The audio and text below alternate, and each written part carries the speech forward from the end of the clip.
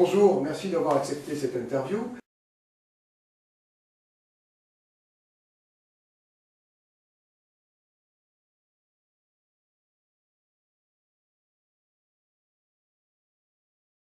Je m'appelle Hélène, j'ai 42 ans.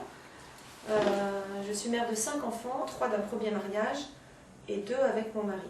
Alors, lesquels sont concernés par les agressions de votre mari? C'est les enfants de mon mari et moi qui sont concernés, donc étrangement, ce sont les plus petits. Vous êtes divorcée? Normalement, je suis divorcée depuis début du mois dernier, là, mais je ne suis pas encore trop avertie par la justice, donc je ne sais pas trop où ça en est, mais j'ai bon espoir. Comment est-ce que ça a commencé pour vous? Ça s'est passé il y a 5 ans.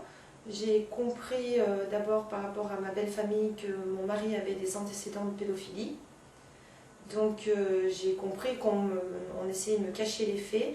Et c'est mon mari lui-même qui m'a avoué avoir commis des actes de pédophilie anciens. Donc j'ai été évidemment estomaquée, parce que c'était quelque chose à laquelle je ne m'attendais pas du tout venant de lui. Je ne me méfiais absolument pas de quelqu'un comme lui. Il disait mais ce sont des bêtises, c'était il y a longtemps, c'est des bêtises. Et en fait, ça a remonté à combien de temps?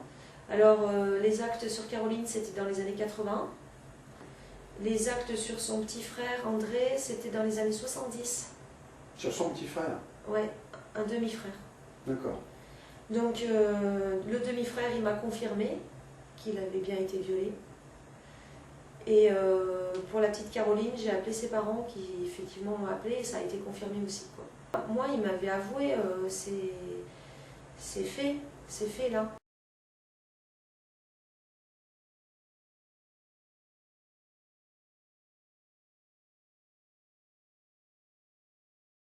Qu'est-ce qu'il faisait comme travail? Expatrié, c'est-à-dire qu'en fait, il travaillait dans le pétrole, à l'étranger, au Nigeria, Sur les en plateformes Angola. pétrolières? Ouais, et à terre. Alors, il travaillait, le dernier boulot, c'était Total Angola, mais la société qui l'embauchait s'appelle Statsmarine. En fait, c'est des expats, quoi. C'est-à-dire qu'en fait, ils gagnent 600 € au jour quand ils travaillent, donc un max, non imposable, parce que c'est des sous-revenus de l'étranger, donc il y a beaucoup d'argent.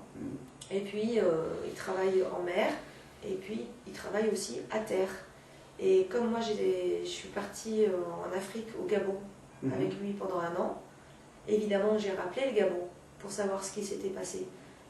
On m'a bien dit que mon mari accueillait des petites filles le week-end, quand il était à terre. Ah, vous êtes allé jusqu'à faire une enquête? Oui, ça coûte cher de téléphoner au Gabon, mais je l'ai faite. Donc, sur place, on s'est renseigné, et effectivement, avant de me connaître, eh bien, il y avait bien des petites filles qui venaient chez lui le visiter. Donc il était bien pédophile au Gabon aussi. Et quand j'ai réalisé que mon mari était pédophile, je me suis inquiétée. Je me suis inquiétée d'abord de mes adolescents qui vivaient sous mon toit. Et c'est tout d'abord en changeant un petit peu mes habitudes à la maison que je me suis rendu compte que ma fille avait les fesses esquintées. Et elle n'avait pas 2 ans. Donc en fait, c'est en changeant sa couche que j'ai vu qu'elle avait l'intérieur des fesses dilatées, quoi, avec des stries et des hématomes. Donc elle ne parlait pas, elle n'a pas pu me formuler quoi que ce soit. Mais Timothée, lui, de son côté, lui, il a bien formulé, quoi. Il allait avoir 4 ans. Alors qu'il ne prenait pas son petit déjeuner, il m'a répondu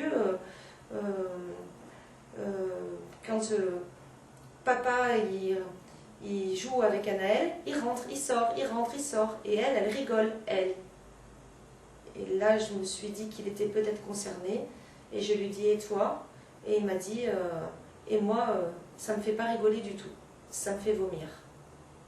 Le petit de 4 ans vous a dit ça? Voilà. La petite Anaël, quel âge à ce moment-là? Donc Anaël n'avait pas 2 ans, et Timothée n'avait pas 4 ans. Donc j'ai téléphoné au 119, et je pensais que j'avais mal compris, que j'avais mal entendu. Et c'est l'écoutante du 119 qui m'a expliqué qu'effectivement, les bébés pouvaient être aussi concernés par les abus sexuels et qu'il fallait absolument que je porte plainte auprès du procureur de la République. Le 119 m'avait dit que les séquelles physiques s'effaçaient très rapidement, donc il fallait se dépêcher. Bien sûr. Donc le médecin que j'ai eu au téléphone, dans un premier temps, le premier médecin m'a dit mais vos enfants sont tout petits, vous délirez. Ah. Donc j'ai appelé un autre médecin, un pédopsychiatre, qui m'a dit bah, écoutez, si votre enfant dit ça, il faut porter plainte. Quand je suis allée au CHU, ça devait être le 24 mai. Alors au CHU à Grenoble, je pensais qu'ils allaient faire des examens poussés, genre une coloscopie. Et en fait, ils n'ont pas fait ça du tout parce que c'était sur requête du procureur de la République.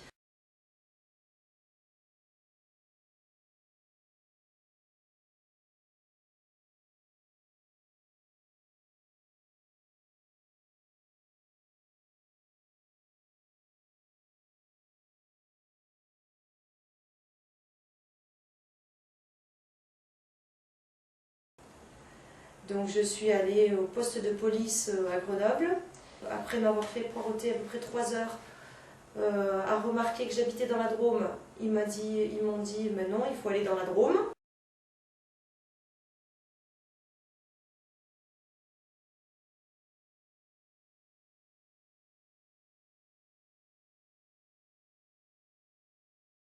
Donc j'ai dû reprendre ma voiture.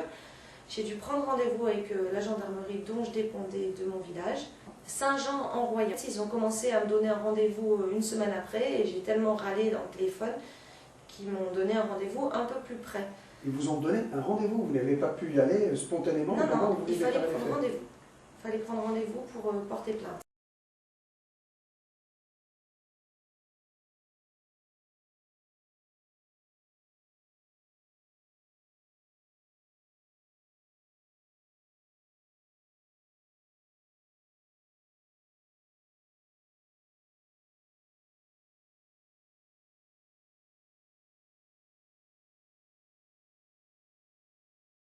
Aviez-vous eu un interlocuteur précis dont vous vous rappelez le nom à ce moment-là? Oui, j'ai eu l'adjudant-chef Carité.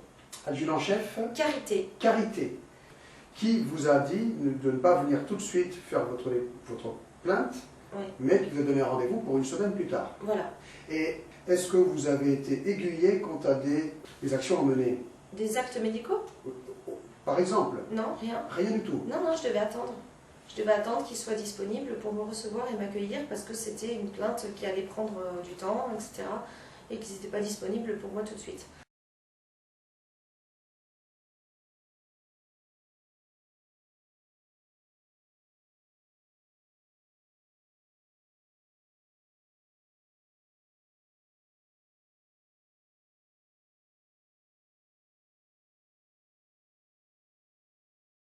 Mais alors dites-moi, pendant ce délai d'une semaine, les deux petits étaient toujours à la merci de votre... Non. Comment ça s'est passé? Mon mari, en fait, travaillait à l'étranger. Oui. Il était parti le lundi et j'ai porté plainte. J'ai pu porter plainte une semaine après. D'accord. Vos enfants étaient en sécurité à ce moment-là? Voilà. Et moi aussi, hein. Oui. Je pouvais porter plainte tranquille. D'accord. C'est-à-dire que j'avais pas peur des représailles. Ah oui, parce que vous avez peur. Ah oui, j'ai peur de lui, oui. Ouais. Peur de lui. Une fois que j'ai su que c'était un criminel, et puis porter plainte contre un criminel, j'étais vraiment morte de trouille, quoi. Il avait déjà été violent envers moi, physiquement. Vous avez frappé? Oui, enceinte. Enceinte? Ouais, sympa, hein. Enceinte de 8 mois et demi, il m'a donné un coup de poing dans la figure. Alors donc vous déposez une plainte directe auprès de la brigade de gendarmerie de Saint-Jean-en-Royans. Déjà, la plainte, est-ce qu'elle s'est bien passée? Est-ce qu'ils ont auditionné les enfants? Non, ils m'ont interrogé moi. Mais par contre, ils n'ont pas auditionné les enfants? Non. Ensuite, ils ont appris que monsieur revenait sur le territoire français, donc ils m'ont conseillé de partir. C'est-à-dire de quitter le domicile conjugal et de me mettre à l'abri chez une amie. C'est-à-dire que lui, il avait le droit de revenir au domicile conjugal et moi, j'ai eu le droit de rester en dehors. En fait, ce que j'avais pensé, c'est qu'on allait nous protéger, oui, qu'on allait pouvoir rester à la maison. Vous avez raison de penser ça, parce que c'est comme ça que ça se passe normalement.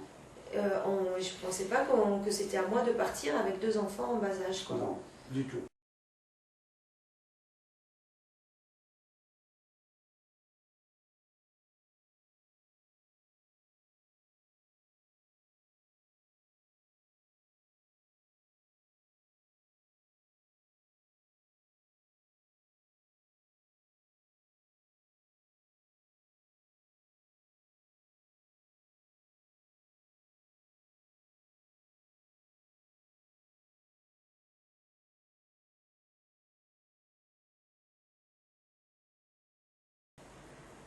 Donc j'ai porté plainte le mercredi et le vendredi, il a fallu que je parte, que je quitte la maison avec les 2 enfants, me réfugier chez une amie en Savoie, en donnant évidemment le nom aux gendarmes, parce que monsieur revenait à la maison. Alors que j'étais franchement épuisée, fatiguée, stressée, inquiète, etc. Donc en fait j'ai commencé par envoyer les grands chez le père, mon premier mari. Oui.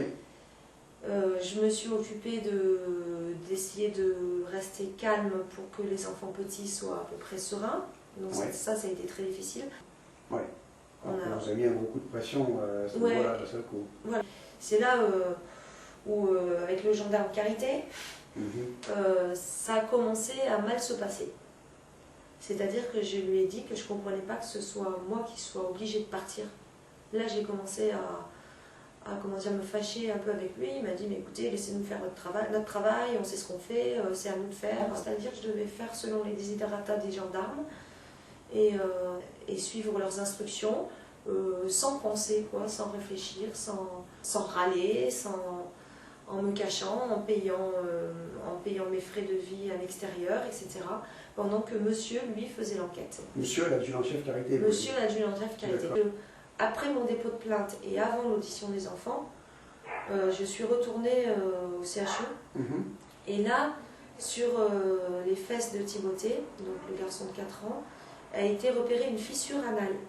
Donc ils ont considéré que la fissure anale était due à la constipation. Mais c'est totalement arbitraire, ça. Et que la dilatation anale que j'ai vue sur ma fille serait due à une malformation génétique. Voilà, donc ça c'est ce qui a été écrit plus tard pour justifier de ce qui a pu être repéré.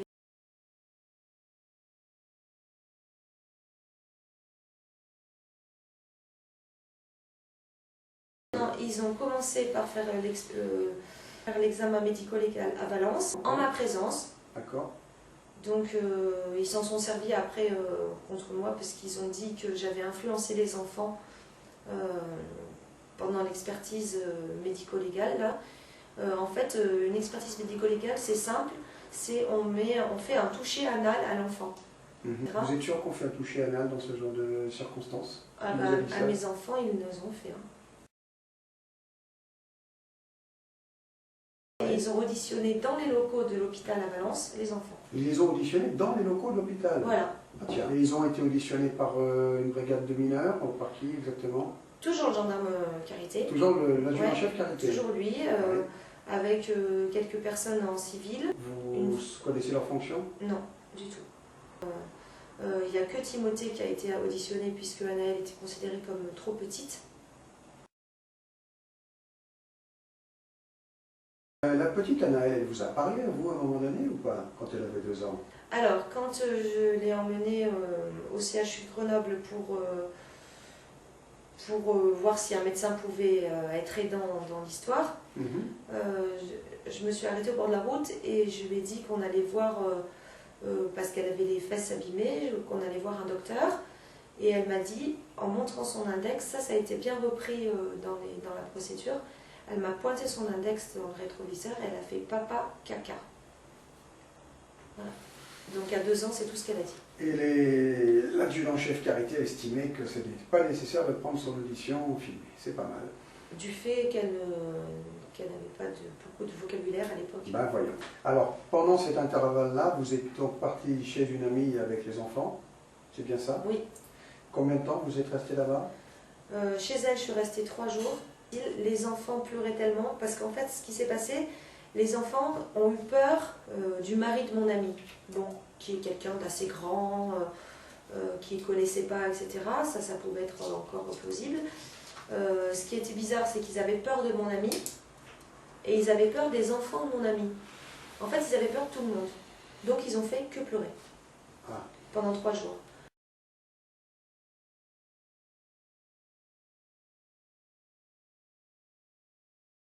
Donc du coup, j'ai préféré louer un gîte. Où je me suis un peu cachée pendant 3 semaines.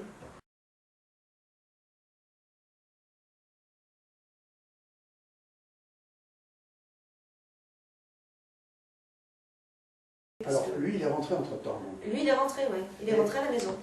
Alors, quand votre mari, qui est encore votre mari, qu'il était toujours, de façon 2007, est revenu de son voyage à l'étranger, est-ce qu'il a été mis en garde à vue par les gendarmes, par le adjudant-chef qui arrive? Il a fini par être mis en garde à vue. À peu près combien de jours après que vous ayez déposé plainte? Qu'on se fasse une petite idée. Hein. Je crois que c'est vers 15 juillet. Donc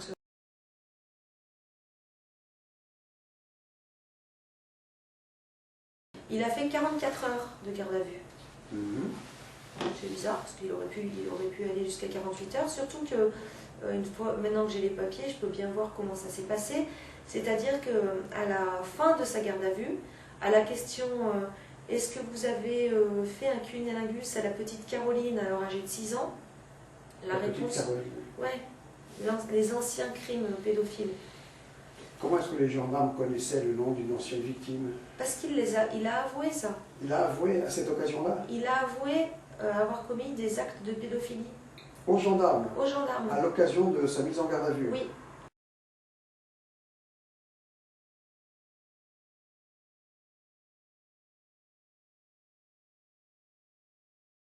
Donc à la question en garde à vue, le gendarme lui demande « Est-ce que vous avez fait un cunnilingus à la petite Caroline alors âgée de 6 ans ?» La réponse de monsieur c'est « Je vais dire peut-être ». Et là, la garde à vue s'arrête. Voilà. Est-ce qu'il a été mis sous contrôle judiciaire au sortir de sa garde à vue? Il a été mis en examen. Mis en examen? Oui, quand même. Mais pas de contrôle judiciaire? Non. Non. Il était libre oui. d'aller venir et de faire ce qu'il voulait? Et d'habiter la maison surtout. Et d'habiter la maison? Ouais, ah, c'est que pendant tout ce temps-là, vous ne pouvez toujours moi, pas rentrer chez vous? Moi, si je rentrais, il m'a menacé. Parce que ce qui s'est passé, c'est qu'une fois que l'enfant a parlé, on partait, on était dans le gîte, etc. L'enfant, il a continué de parler. Et il disait des horreurs. Et il m'a raconté qu'en fait, quand il allait à Toulon en vacances, voir officiellement sa grand-mère, en fait, il voyait les amis de papa, des garçons et des filles. Et que ces garçons et des filles faisaient des bêtises. Et donc, il m'a raconté des horreurs, je ne sais même pas si je peux les dire maintenant. Hein. Il voyait la grand-mère, mais en même temps, il voyait les amis de son père. Donc, en même temps? En même temps, c'est-à-dire qu'il partait la journée, faire des bêtises. Donc, les adultes étaient déguisés en clown. On aurait essayé de mettre son petit zizi dans le trou des fesses de son papa. Mais comme on n'y arrivait pas, ça faisait rigoler tout le monde. Il prenait des photos, il était attaché, il faisait des films aussi. Les garçons entre eux faisaient des bêtises. Donc il y avait des hommes, des femmes, des enfants. Et ça se passait en journée? Et ça se passait en bord de mer en journée. Alors il se serait lavé... En bord de mer, dans quelle région? Alors, je l'ai su après, donc il disait qu'il y avait une cabane qui était peinte, qui se lavait dans la mer avec du savon spécial, parce que pour se laver dans l'eau salée, il y a un savon spécial. Donc cette cabane, ça serait les amis de papa qui l'avaient. Et ça, j'ai su que c'était des gens de Carqueiranne. Ah, nous sommes dans la région de Carqueiranne alors. Voilà. Et cette cabane, elle existe vraiment. C'est-à-dire que les gens, les amis de son père, ont bien un terrain sur lequel il a bâti une cabane dans la région de Carqueiranne. Alors tous ces gens-là, donc je lui ai demandé qui c'était, forcément, hein, il m'a dit la maman de Manon. Bon, la maman de Manon, moi je connais, elle est venue à mon mariage, normalement lui il connaît pas quoi. Donc la maman de Manon, elle est institutrice, et le papa de Manon, il est, je peux le dire? Bien sûr. L'ancien directeur du club de voile de Porquerolles. Voilà. Et il m'a cité comme ça plein de prénoms de gens qu'il n'était pas supposé connaître, que des gens de la Fédération française de voile. Parce qu'on connaissait des gens de différents milieux. Oui. Mais là, en l'occurrence, c'était que des gens de la Fédération française de voile.